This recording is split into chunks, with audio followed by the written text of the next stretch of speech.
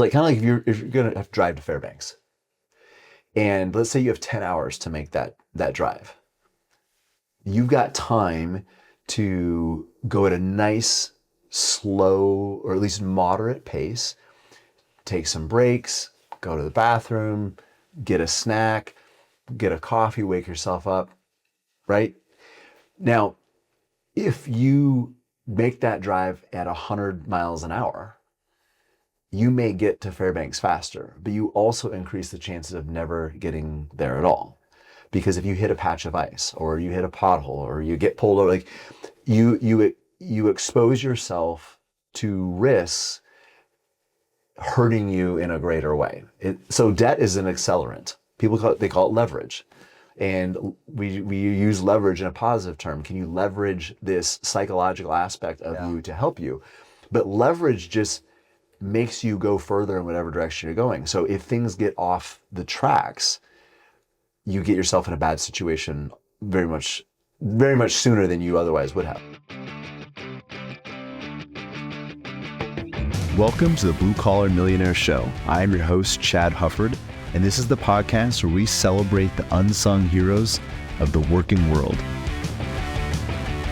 Each week, we dive into the incredible stories of honest, hardworking folks who have found financial success through grit, determination, and good old-fashioned elbow grease.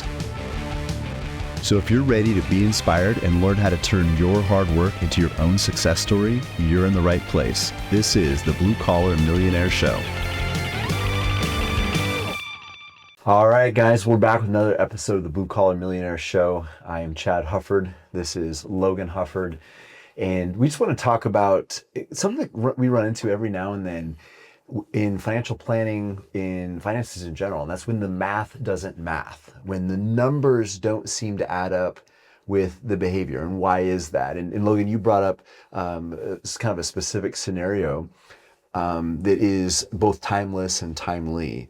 And I think it's a good example of when the numbers seem to tell us a better choice or a better way of working through something, but yet we recommend a way that seems counter to how the numbers add up. So can you unpack that a little bit? Yeah, well, I think so often we encourage and we preach to our clients the importance of, riding out a storm and being willing to continue, doing the difficult thing, not panic selling, we don't have to listen to the fear mongering of whatever the latest thing is every day. Generally, our clients do a pretty good job of that. We do a lot of just encouraging with that. Mm-hmm. But every so often you'll have somebody that they listen so well to that maybe. They're like, okay, yeah, I'm not scared of the market. Volatility, market dips, all that. Cool. Let's go ahead and buy some on discount. We're there. But we've had folks every once in a blue moon, somebody might go, oh, if the market's down, I've got this car note at 3.5%. That's so far below expected returns, whatever number we want to plug in, 8, 10, 12, whatever. I was heavily paying off my car loan. Should I just do minimum payment and invest that money? Or shoot, a whole other step beyond that would be, I was going to pay cash for this car. Why don't I just take right now it's not 3.5%. What if I take a car loan for 5% if I'm probably going to get 10 or 11% in the market? I think you could make that argument regardless of what the market was doing in the moment, whether you're in the middle of a market decline or not. Like, it doesn't have to be a car loan. Yeah. It could be a mortgage. We have people that might have mortgages still. This is maybe even more timely because you're right, car loans are higher now. But we have people that are paying mortgages down at 3 and 4%. Why not just invest the difference? And the problem with money is that it usually, when people get in trouble, it's usually not a math issue. It's a behavioral issue.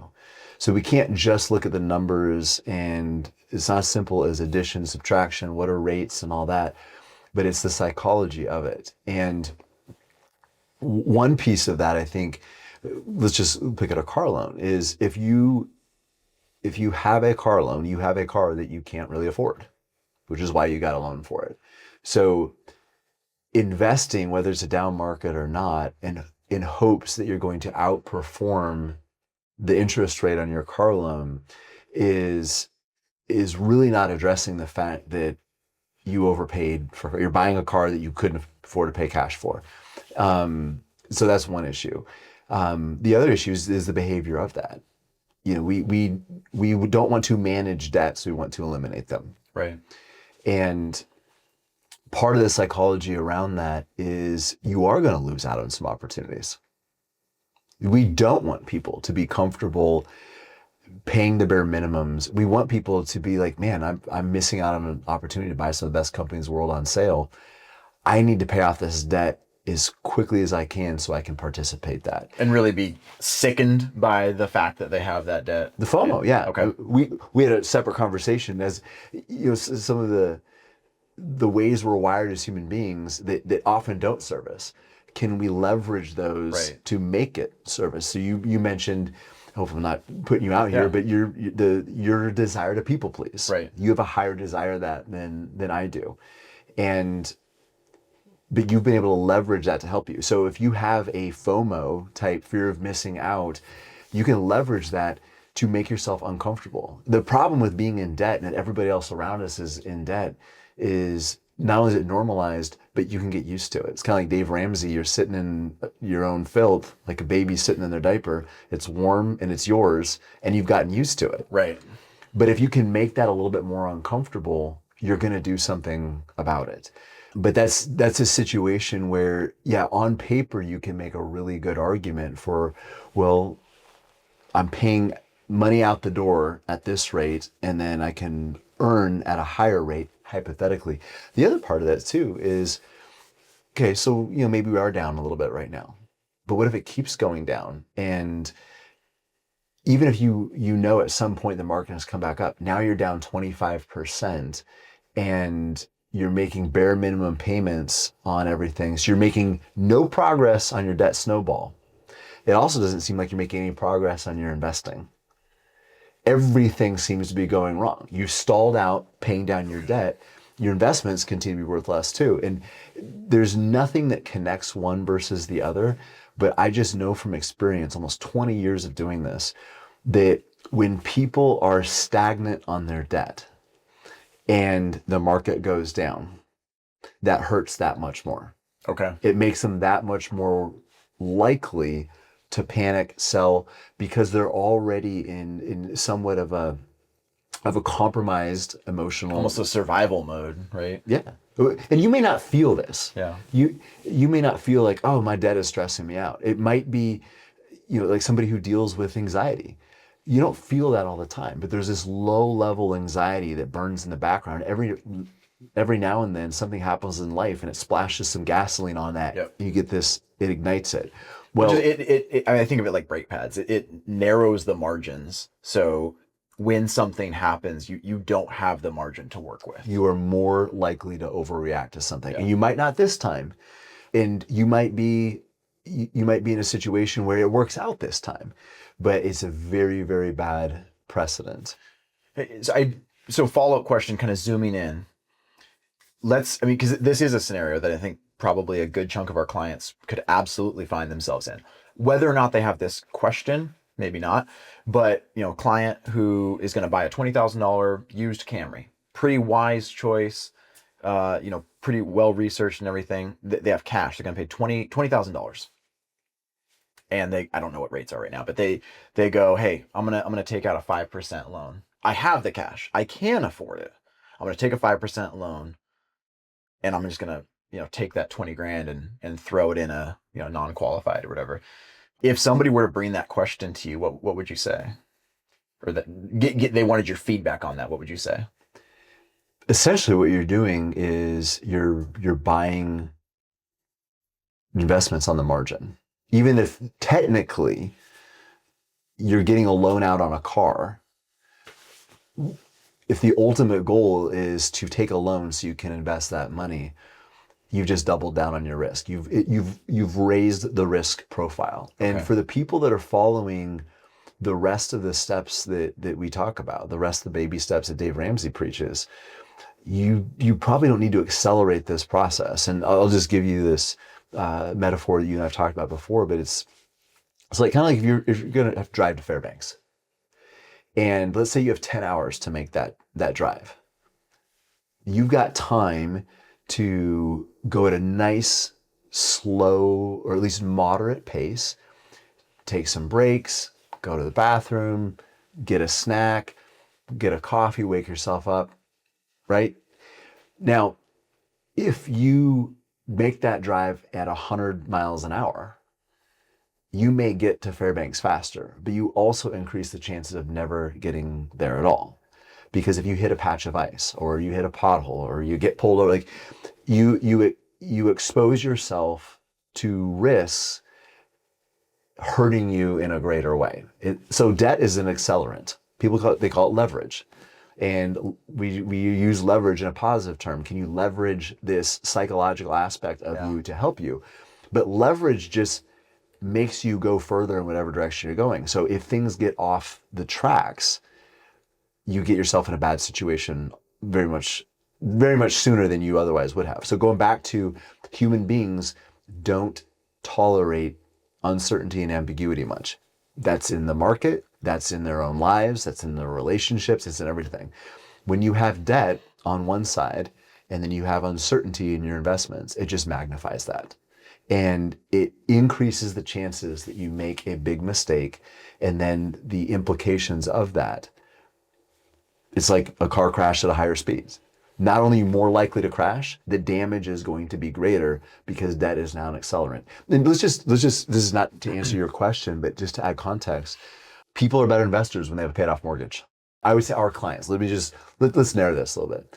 The Veritas family, our folks are better investors with a paid off mortgage, because when their 401k looks like a 301k, when everything, their life savings just went down by 20% or 15% or 30%, whatever the percentage is, when you don't have a mortgage payment anymore, there's a part of you that can just sigh, take a deep breath, and take a step back from the situation, recalibrate, look at the long run. Yeah. But when you have this payment coming out and you feel like, okay, you have this debt, this weight on you, and market's going crazy, everybody on TV says you should be panicking, you're just more likely to react. You have a heightened sense of irritability or reactivity.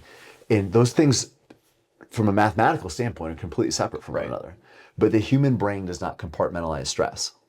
The human brain does not say, well, I have money already allocated in my mortgage here, and I have money in the market. It's like water going into all the doorways. I mean, the doors can be closed, the water's still going to get into all the rooms. Yep.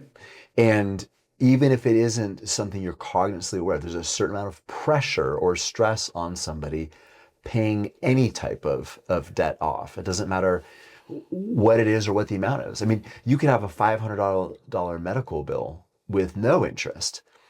It's going to be still a low-level irritant that is going to make you more reactive. It's just the simple matter of how human beings are wired. We are not wired to owe people money, and when it does, it bothers us. Now we can kind of quench that a little bit. We can callous that, but it never completely goes away. So, staying within the vein of investing, within the vein of even equities, specifically owning slices of some of the greatest companies on earth, which is obviously what we preach and that's what we practice. So let's say you've got a client who goes, hey, I'm going to stay with our plan. I'm going to stay with our financial plan and everything that we've been doing, staying with that. But in addition to that, I want to get even more aggressive. I want to, whether the market's down, I want to capture that, or the market's good and I'm feeling good about it. I got this bonus at work and I want to, there's this one mutual fund that has been underperforming more than any other mutual fund. Chad, I want to hyper target that one and let's throw this $20,000 specifically in that one.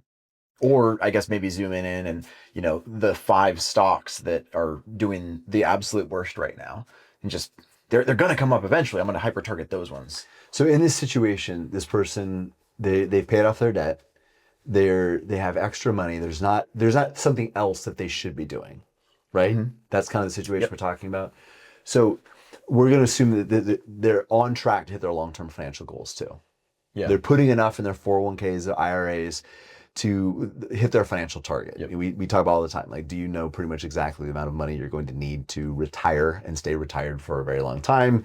We help people figure out what that number is, how to get there. They're on that track. Right. I wouldn't have a major problem with it, but we have to call a spade a spade. We're no longer investing, we're speculating. Okay. And people have to be willing to, number one, it has to be in a separate account. You know, if you have a brokerage account or a non-qualified account that is part of your long-term financial plan, then that, you said 20,000 was used as 20,000 needs to be in a separate account. It probably should have a separate login on it. It shouldn't show up when you log in to see your long-term financial tools, because this isn't. This is for speculation. It's for entertainment. And I don't think there's anything wrong with that, again, provided that we have all our ducks in a row on the long-term side of things. Okay. And they are being very, very clear and honest with themselves that I am speculating with this money. And there might be even, when you mention a mutual fund, there might be a really good chance that this thing pays me handsomely, but I am not really investing. I am speculating, even if it's opportunistically. Okay. Is that, would you also use the synonym, or would you use gambling as a synonym, or is it not quite to that level? It depends. I would say if it's a well-diversified mutual fund, I'm just going to make something up. Sure. Like a few years ago, this is specific to me, and where I was tempted, and I mean we're all human. Right. Small companies, which for the last 100 years have outperformed large companies about 90% of the time, and significantly. Small companies had basically a 5-year losing streak where they had been underwater and significantly underperforming large companies. And I just saw so much value there. And I was like, man, I would not dump money just in that one thing. It was definitely speculation. I didn't do it. And number one is, I was very aware that I was speculating, and it really wasn't a part of my long-term financial plan. This was something for extra to kind of speed the process up, however we're going to look at it. But also, like, I want to eat my own cooking. I'm not going to tell the folks we work with, hey, this is what you should do. By the way, I'm going to be doing something different because I think I'm special. I think the rules don't apply to me. You and I invest in a lot of the same funds that our clients do, with similar diversifications. I mean, different because their goals are different. But so I didn't do it, but I would call something like that speculation. I wouldn't call it gambling. Okay. Because what I was looking at doing would still be spreading that risk over hundreds, potentially thousands of different companies. If it's 5 stocks or 1 stock or crypto, that's gambling. So if it's, I'm just making this up, but Tesla's down, I'm going to buy a bunch of Tesla. It's gambling. Yeah. Okay. And you can have fun with it. And we have folks that do that with small amounts of money, where that chunk of money, that 20,000, if it burns down in your driveway, it might ruin your day, maybe even your week, but it doesn't ruin your financial plan. Was that like a hidden Tesla joke about burning down on the No, it wasn't. So it actually came from Dave Ramsey, and it talk about buying things you don't really need, but you can afford. Okay. Maybe a boat, sports car, whatever. If you burn it down in your driveway, does it affect your long-term financial plan? Like, okay. Does it affect your ability to remain financially independent? If it doesn't necessarily make a good decision, but at least it checks one box where if this thing goes away, it doesn't hurt me. Yeah. And that's really where it came from. But I guess a bad Tesla battery could make that pretty real. Right. Well, so often I hear, and usually I hear this complaint about Dave Ramsey, just because you can go on any social media site, anything you read, and you'll eventually find people that are voicing this. I'm sure somebody said it about us, about you specifically. Maybe is it, well, some of that stuff is so antiquated. Some of that stuff is just so. It's a good way to get out of debt. It's even a good way to make some good decisions, but it's not the best way, because there's these other ways that are really, especially in the modern age, really can accelerate everything, and just different ways to leverage this technology and this new knowledge that we have, or this new data. And I guess your Fairbanks analogy is a really good one because number one, we always talk about tortoise and the hare, right? I mean, these are not new concepts that we're trying to take advantage of. This is literally like wisdom from thousands of years ago or thousands of years old. But it's all, I mean, I'm also reminded of what you often say, which is our competitors are not other financial firms. Our competition is not a financial firm down the street or in the low 48. It's human nature, right? And the financial media, which preys on human nature. But you're absolutely right. And when you look at it like that, the tortoise and the hare, we don't promise anybody that what we're doing is the fastest way to build wealth, but it's incredibly reproducible. Yeah. So first of all, there's a lot of broke people on social media giving financial advice. Right. But if you get enough people that go down to Vegas and gamble, you're going to get some that walk away with money, not very many. And most people are going to lose with that strategy, but it worked for somebody. But it's not reproducible. It's not something you can duplicate over a wide range. The principles that we espouse will work for pretty much anyone. And are there people out there that are so emotionally stoic that they can take a home equity loan out on their house, invest that money, watch that money go down 20% in 6 weeks, not bat an eyelid, still go to bed and sleep soundly every night? And yeah, those people probably exist, but it's probably not you. Right. And the things that we teach and the way that we coach people is not necessarily the quickest way to build financial independence, but it is completely reproducible. And it's tried and true. And again, it will work will it work? Is it the best way for you personally, Logan? Probably not. But why experiment? Why risk gambling on an alternative pathway when we know this one works? So it's not about what might work best. It's about what's always worked. Yeah. And that has the track record. Any closing thoughts on this before we wrap up this episode or as we wrap up? Yeah, I enjoyed your questions because sometimes the math doesn't math, and this is how we kind of open this up. But we have to remember that we're using tools. We're only as good as how we operate those tools. And we have to make allowances for, you mentioned margin. When we have debt of any kind, and it's kind of like people say, well, there's good debt, there's bad debt, at home, it's good debt. It's kind of like cancer. There are cancers that are less dangerous, that metastasize more. There are cancers easier to deal with than others. But at the end of the day, if you have cancer, you have cancer. Right. And we don't want to manage it, we want to get rid of it. So debt is a liability. Debt is owing something to somebody, and it is paying in the present for something that you bought in the past. It's hard to get ahead financially when you're doing that. Yeah. But the other side of it is making allowance for we have flawed emotions. We are irrational. So if we can put guardrails up, even if it seems like the numbers don't match up, it isn't the numbers that we're trying to get to work as much as it is our own behavior. And that's why we call what we do coaching. Because it isn't managing the tool as much as it is managing the operator.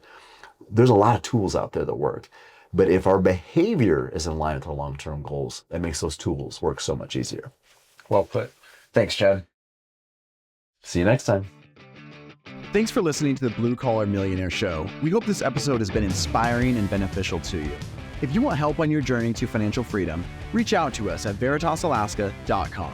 We'd love to sit down over a cup of coffee with you, either here in our office or virtually, and get to know you and your needs.